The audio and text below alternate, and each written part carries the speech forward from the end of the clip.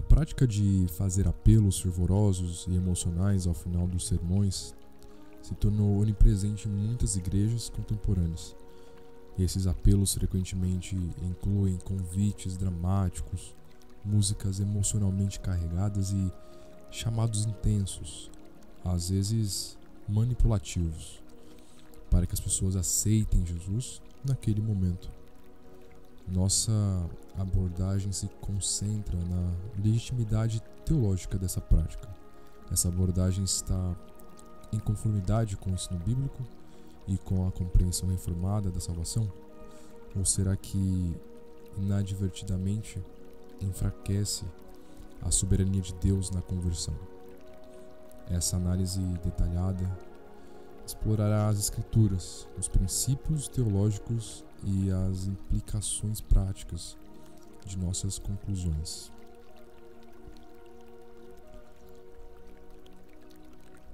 Bem, falando da soberania de Deus e sua eficácia da graça, no cerne da teologia reformada está a crença inabalável na soberania de Deus em todas as questões, especialmente na salvação.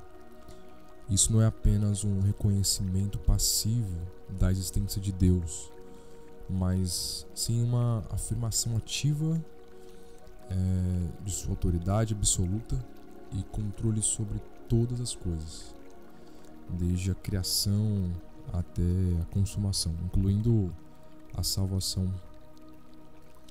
A salvação, ela é entendida como uma iniciativa inteiramente divina. Deus não está esperando de forma passiva que nós, seres humanos, o escolham, mas os atrai ativamente a si mesmo, por meio do Espírito Santo. Isso está expresso na doutrina da eleição incondicional, que afirma que Deus escolhe as pessoas para a salvação não com base em qualquer mérito ou resposta prevista, mas de acordo com o seu beneplácito e soberana vontade. O Espírito Santo é o agente divino da conversão. Ele regenera espiritualmente os mortos, ilumina suas mentes para que podem compreender o Evangelho e inclina suas vontades para receberem Cristo. A perspectiva reformada insiste que a obra do Espírito não depende dos esforços humanos, nem de técnicas persuasivas. A conversão na teologia reformada, ela é monergística, ou seja, Deus é o único agente ativo na salvação. Isso contrasta com visões sinergistas, que postulam que a cooperação humana é necessária para a obra da salvação. Entretanto, o ensino reformado enfatiza que a conversão não é um resultado de pressão humana, mas sim um ato soberano de Deus. A soberania divina na salvação, ela é amplamente evidenciada nas Escrituras.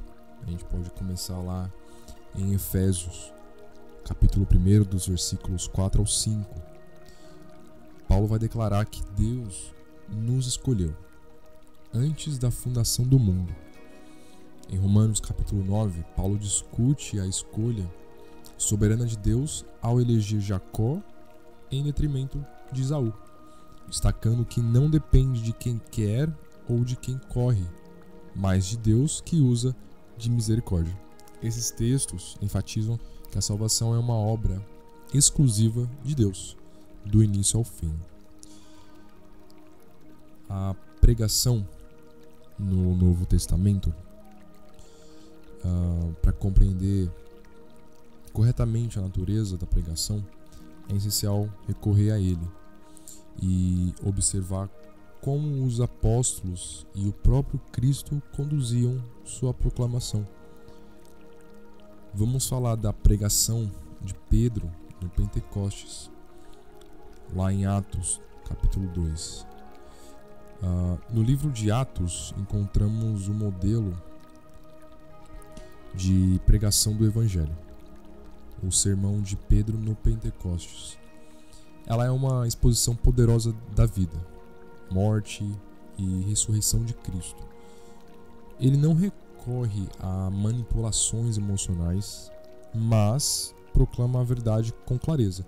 O efeito de sua pregação foi que os ouvintes ficaram compungidos em seu coração e até perguntaram para ele: o que devemos fazer? Isso lá em Atos capítulo 2, versículo 37. Temos uns elementos-chave no sermão de Pedro. A declaração clara do Evangelho, incluindo o pecado do povo em rejeitar Cristo. ênfase na ressurreição e no chamado ao arrependimento e fé, convicção gerada pelo Espírito Santo e não por técnicas persuasivas de Pedro. Temos um contraste com apelos modernos. A abordagem moderna de fazer apelos emocionais com frases como: o que te impede de aceitar Jesus agora? Ou então, se não vier agora, pode ser tarde demais. Seria estranha ao comparar com o modelo bíblico.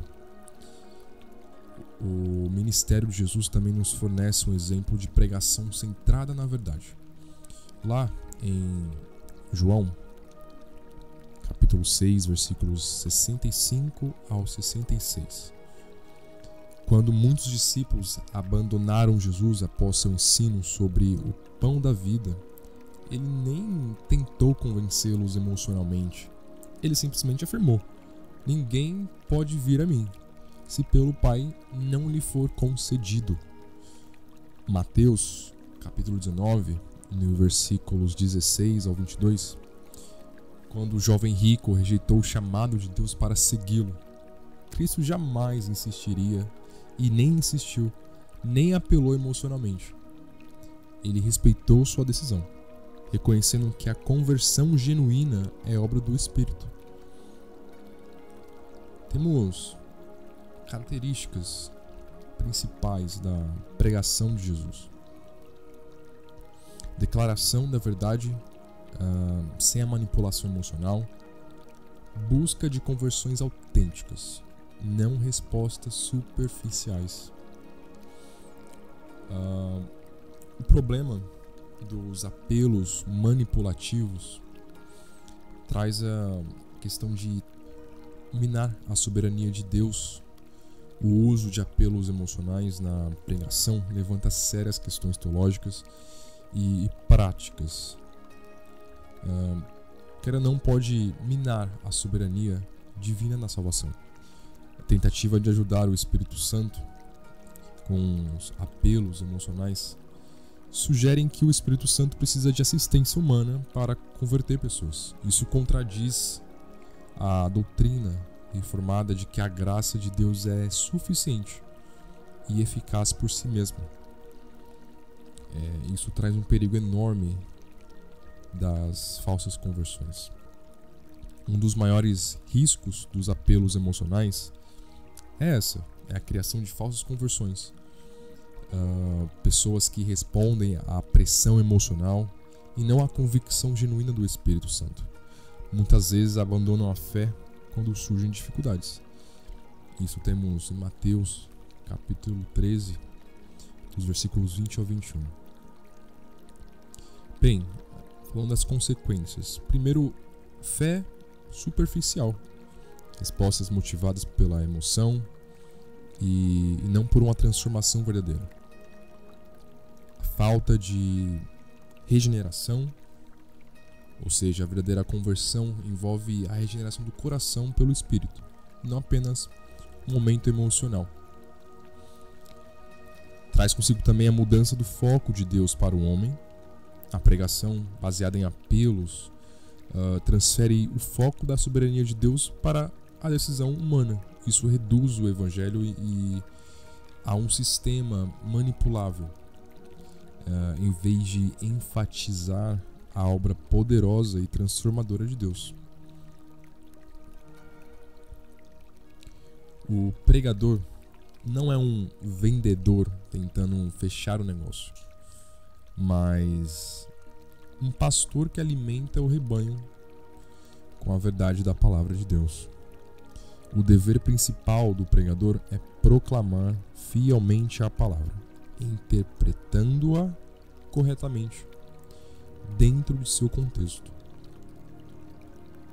Em 2 Timóteo, capítulo 4, no versículo 2, Paulo exorta Timóteo: prega a palavra, insista a tempo e fora de tempo, admoesta, repreende e exorta, com toda paciência e doutrina.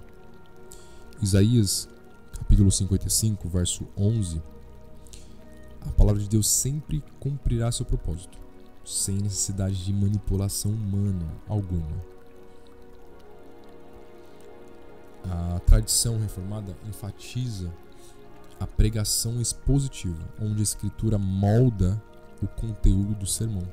Isso garante que a mensagem seja fundamentada na verdade bíblica e não em técnicas humanas de persuasão. A pregação deve ter a Escritura como base para moldar o conteúdo do sermão. Isso garante que a mensagem seja fundamentada na verdade bíblica e não em técnicas humanas de persuasão. A exposição fiel da palavra permite que a congregação compreenda melhor as Escrituras e desenvolva uma fé enraizada na verdade de Deus. A pregação deve ser centrada na Bíblia, explicando o seu significado no contexto original e aplicando seus ensinamentos à vida dos ouvintes ali. E isso exige um compromisso sério com o estudo da palavra e com a responsabilidade de transmiti-la com fidelidade. Ao invés de apelos emocionais manipulativos, a pregação deve ser uma exposição clara das Escrituras, confiando que Deus, por meio do Espírito Santo, irá transformar os corações. A igreja deve investir muito sério nisso, na formação teológica, principalmente de seus pregadores e líderes. Assim, garante que tenham um conhecimento sólido em hermenêutica, teologia sistemática e homilética. A pregação deve ser um fruto de estudo profundo, principalmente com oração, não de estratégias humanas para gerar respostas superficiais. Isso também requer um discernimento bíblico dos cristãos. Os membros da igreja devem ser ensinados a discernir entre pregações bíblicas e discursos motivacionais disfarçados de evangelho. Isso os capacita a rejeitar mensagens distorcidas. Assim, surge a vontade de buscar um crescimento espiritual genuíno. Necessário também oração e dependência do Espírito Santo. A pregação bíblica reconhece que a verdadeira conversão não vem da eloquência do pregador, mas da obra do Espírito Santo. Assim, todos os pregadores, quanto ouvintes, devem depender da oração e confiar na soberania de Deus na salvação dos pecadores. Muitas abordagens evangelísticas utilizam táticas de pressão para induzir uma resposta imediata dos ouvintes. Essas estratégias, embora eficazes em gerar decisões emocionais momentâneas, não garantem uma conversão genuína e muitas vezes demonstram uma compreensão teológica fraca sobre a soberania de Deus na salvação. Algumas respostas deixo aqui fundamentadas referente a alguns apelos comuns de pressão evangelística. Respondendo a o que impede de você aceitar Jesus hoje, uma resposta teologicamente informada: nada me impede exceto o fato de que a conversão é um ato soberano de Deus, não um momento de excitação emocional causado pela persuasão humana. Essa resposta desloca o foco do ouvinte da pressão emocional para a soberania de Deus na salvação, destacando que o novo nascimento não é uma decisão meramente humana, mas uma obra divina. João capítulo 1, dos versículos 12 ao 13. Também como vem à frente agora, a conversão não é um espetáculo para entreter a congregação, mas uma obra do Espírito Santo no coração do pecador. Isso enfatiza que a conversão genuína não depende de uma ação pública, mas de uma transformação interior operada pelo Espírito Santo. Ir à frente não salva ninguém. A fé em Cristo, sim. Efésios, capítulo 2, versículos 8 ao 9. O Espírito Santo está chamando você agora. Será tarde demais se não vir hoje. Se o Espírito Santo está chamando, por que você está insistindo tanto? Ele não tem poder para salvar sem sua ajuda? Isso expõe a inocência e incoerência dessa abordagem manipulativa que afirma confiar na ação do Espírito Santo, mas ao mesmo tempo entrega táticas de pressão para obter uma resposta. Se Deus realmente está chamando alguém, ele não precisa de assistência humana para completar sua obra. João capítulo 6, versículo 44. Essas respostas ajudam os cristãos a discernir os apelos manipulativos e fundamentar a sua fé na verdade bíblica, em vez de no emocionalismo momentâneo. Além disso, elas capacitam os cristãos a responder às pressões com discernimento e confiança na soberania de Deus. Desfazem essas manipulações evangelísticas que podem levar a conversões superficiais e não genuínas. Elas se afirmam que a salvação é um ato divino, que ocorre no tempo de Deus e por sua graça soberana.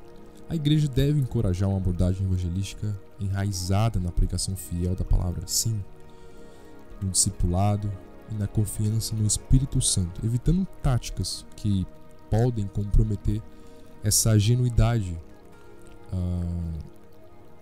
na fé dos novos convertidos. A prática de apelos manipulativos na pregação não é apenas antibíblica, mas também prejudicial à vida e à fé cristã verdadeira. A compreensão da salvação enfatiza a soberania de Deus e na eficácia de sua graça, deixando claro que a conversão é inteiramente obra dele. Esse entendimento exige uma mudança na abordagem da pregação, afastando nós de técnicas manipulativas e nos direcionando para a proclamação fiel da palavra de Deus, acompanhada totalmente da dependência do poder do Espírito Santo. Nossa confiança não deve estar em métodos humanos, mas sim na graça soberana de Deus, que sozinho é capaz de produzir uma conversão genuína e uma transformação duradoura. Ao fundamentarmos nossas práticas na Escritura e em uma teologia sólida, podemos construir uma igreja mais fiel e eficaz, que honra a Deus em tudo o que faz. Devemos sempre lembrar que é Deus quem dá o crescimento. 1 Coríntios, capítulo 3, versículo 7. A missão da igreja não é gerar respostas emocionais superficiais, mas proclamar a verdade do Evangelho com fidelidade, sempre confiando no Espírito Santo para operar nos corações conforme sua vontade soberana.